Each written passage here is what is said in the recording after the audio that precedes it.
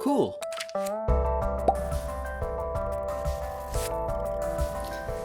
Hey guys, how's it going? It's Devin here with Make Anything, and I'm joined today by Dustin the JAT.MN. And we're actually in his studio, surrounded by his army of machines. And the reason we're here is because he has this one machine, the CR10, and it's got a rather impressive build volume, as you can see by these giant twist containers in front of us.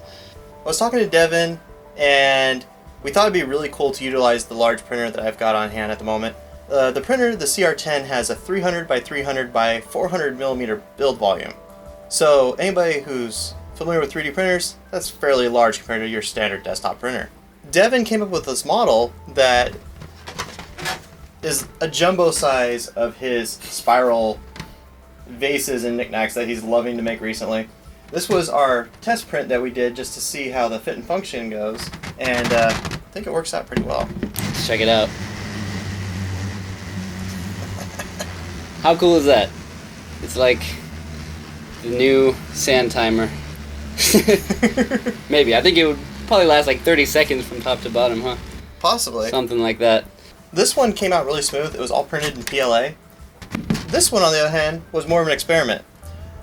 I reached out to Atomic Filament, and they sent me over a spool of silver PLA and blue pearlescent PETG.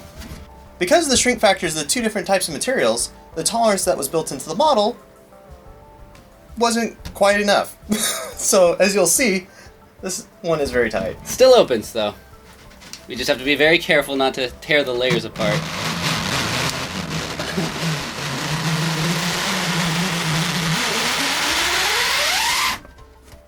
I love that noise. It's awesome. So yeah, now we've got like two giant dust bins, or whatever you want to turn them into.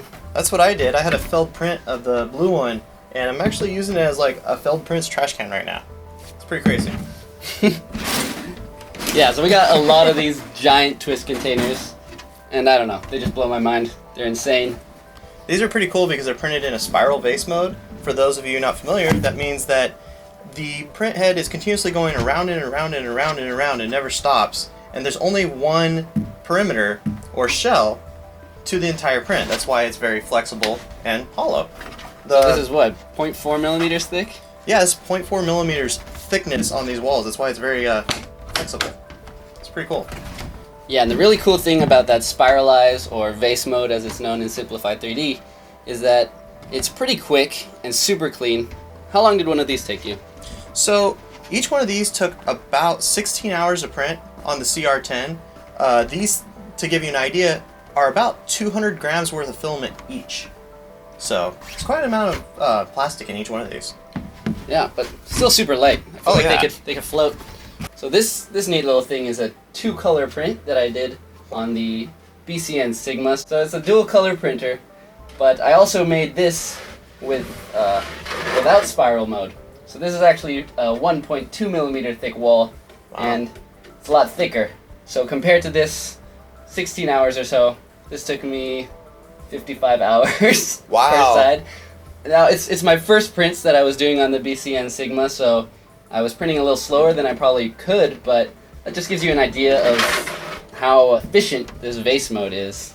Yeah, it's a common misconception that a lot of people don't realize is just because you have two print heads doesn't necessarily mean that it will print faster. In many cases, especially when you're going between colors on the same layers, you might actually find that it more than double, triple, or quadruples your print time. Right, so it's both the dual colors and the thicker walls that make this take a lot longer, but I think it came out really cool, and I'm actually going to do some extra modification to this in another video. So this isn't even the final form. That's not the final form? It's not the final. That's cool. We have some other goodies too. I love these giant twist containers, but we have these super long fidget twisters. I don't know if they're really a fidget toy anymore. It would kind of be awkward to walk around with this, but they're giant twisters. These ones are a little tight, but This one's a little bit looser. I don't know. I just thought it was funny, and a lot of you asked for super long ones. One day I want a floor-to-ceiling twister. I bet we can make that happen. And I think this is my favorite. I call this just like the twisted churro. So while these are all twisted up through the center axis, this one is twisted off axis, so that's what creates this kind of spiral within a spiral. And let's see if I can make it run down. Jeez, that one's loose. That one's quick. Pretty cool. I don't know what to do with it, but they're fun to play with. They're fun to play with. You'll find yourself wasting a lot of time with these, so I don't know, maybe it's still a fidget toy. Yeah, I guess so. Maybe a fidget toy that you keep at home. And then also, I just thought I'd bring this to share. I had a fun little art and wine night the other day, and I decided to do some 3D pen work on top of one of my twist containers. So it's one of my original twist containers, but with some extra decoration. So I know the big question that everybody's going to have.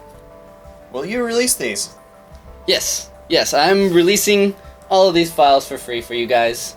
If you just happen to have a humongous printer, I'll even release those as well on my mini factory. They're a good test of how finely tuned your printer is, because if you don't have everything down, you're going to have them getting stuck like that.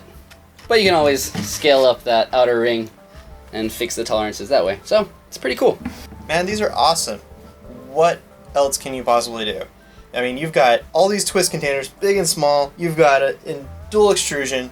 You've got it decorated with 3D printing pen. That's freaking awesome. I kind of want to have like 10 of these stacking within one another. Really thick walls too, so you can sit on them. Oh, like nested dolls. Nested dolls, but nested stools. Just like bring this giant twist container to a picnic, unfold all the stools, and maybe have some sandwiches in the middle. That would be cool, because they'd be really well insulated. That's true. So things like that. You can keep playing around with it, and I'm sure you guys will have tons of ideas, so put those in the comments. Also, I have a fan named Jarrett who did a few of these fidget twisters of his own.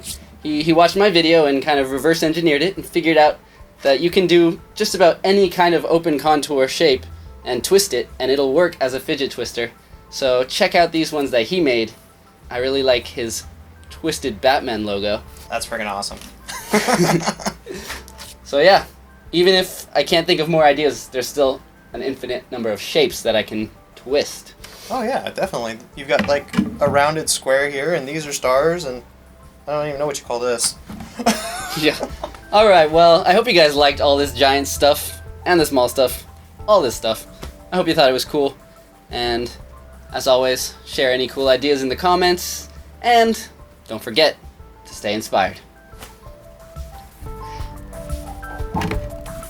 I think this is actually the true function for these twist containers.